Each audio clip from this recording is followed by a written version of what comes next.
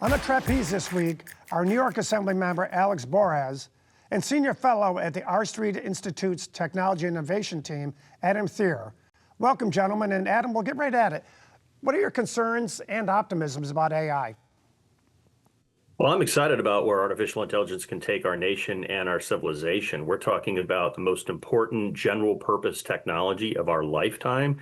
It is affecting every single segment of our economy and our culture. It offers us a potential to have a true knowledge explosion and an accompanying innovation explosion alongside of it. This could improve human health and well-being along multiple dimensions, and more importantly, have profound geopolitical strategic significance for our nation as we compete against China and others for technological supremacy across the world. Assemblyman. I agree. I'm equally bullish on the capabilities of AI and really excited for what it's going to do to cure diseases, to create economic opportunity.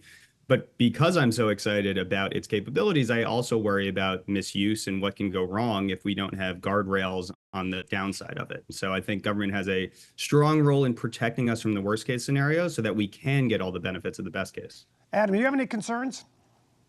Oh, of course, there's lots of concerns about artificial intelligence, as there are any new emerging technology. It takes time for society to adjust, but we have to be very careful with sort of precautionary principle-based regulations that would essentially freeze the technology up front based upon hypothetical fears. What we instead want to do is embrace the real opportunity of innovation in this space and many others. But that requires some risk-taking and an understanding that we need to find a more flexible approach to dealing with concerns and risks that do arise. You know, Assemblyman, you hear from the titans in the industry like Musk and Andreessen and the others and Sam Altman, and they all seem to have different takes on what the regulatory scheme should look like. And boy, do they vary dramatically between the three. So just curious, from your standpoint, from a regulatory standpoint, you know, obviously I think you think regulations are needed. What should they look like? Yeah, where I believe Adam and I agree is that most of that regulation should be at the federal level and most of it should be on specific use cases. I think where we disagree is that that can't be everything.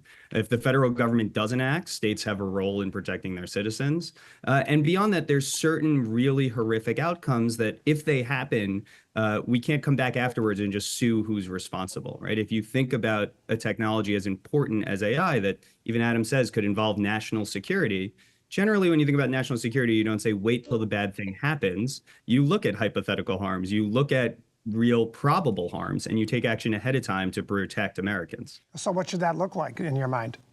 Yeah, I think that requires the major labs having safety plans that they make public. I think that requires disclosure of critical safety incidents, things that show a huge increase in the risk of harms occurring. And I think they bear some responsibility to not release models that their own tests show have an unreasonable risk of critical harm. We don't want them to be like the tobacco companies that knew cigarettes caused cancer, but denied it publicly and kept releasing their products. Adam? Well, if we have that kind of a framework, and I don't disagree with all of the specifics that the Assemblymember outlined, but the reality is we have that sort of a framework in a patchwork basis in New York and California and Illinois and Colorado, then we're going to face a real problem as a nation trying to create a coherent national framework that everybody can actually live up to.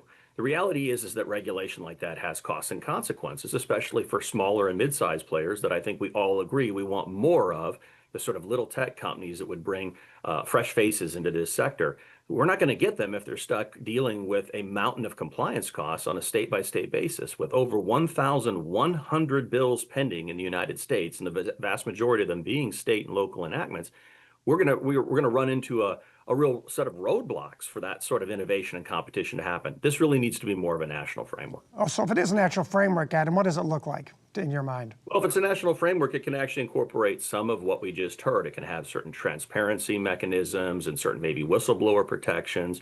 There's a variety of so-called light touch sort of regulations, but let's be clear, there's a whole bunch of regulation that already applies to artificial intelligence, machine learning, and robotics in this country. You know, just because you use AI or a robot to do something doesn't mean you get a get out of jail free card from things like consumer rights and, you know, civil rights protections and a variety of other types of regulations already on the books, especially in sensitive sectors, whether it's things like transportation and aviation, medicine, finance. We already have mountains of regulation. And the Biden administration, when they were in office, pointed out quite clearly and correctly that all of that applies already to AI, machine learning, and robotics. And so the question is, why not allow those sorts of things to run their course and work their magic? Assemblymember, your thoughts?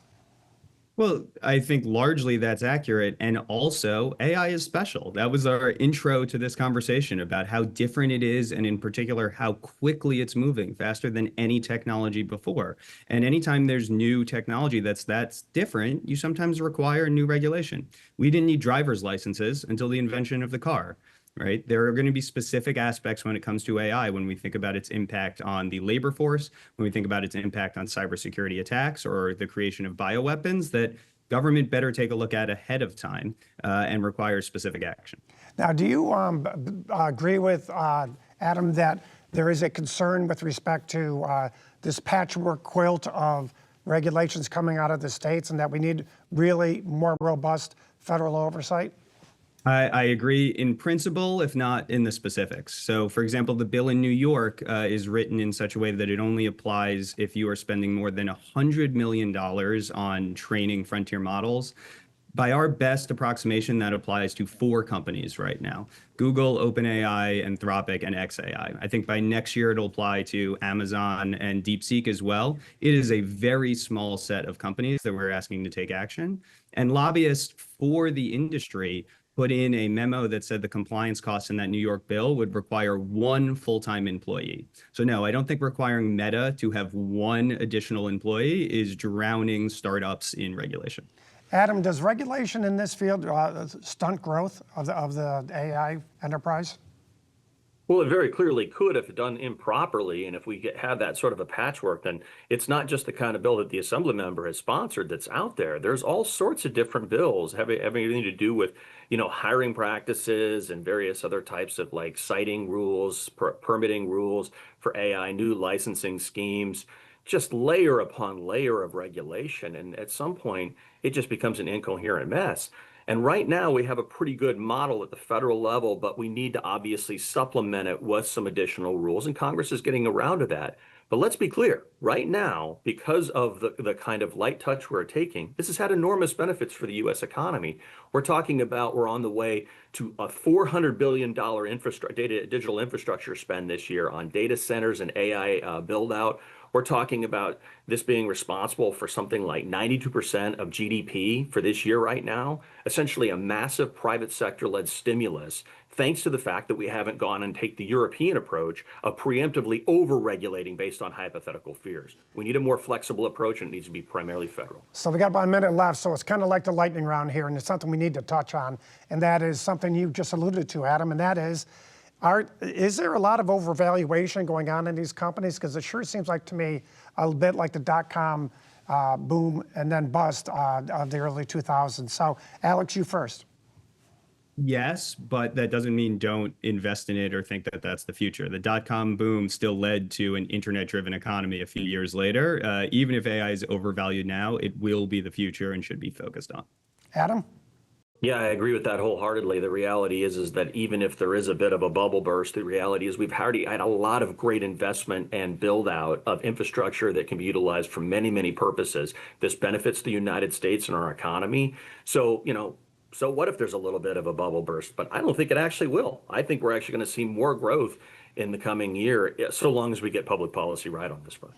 Alex Borres, Adam Thierer. Thanks, gentlemen, for a great conversation.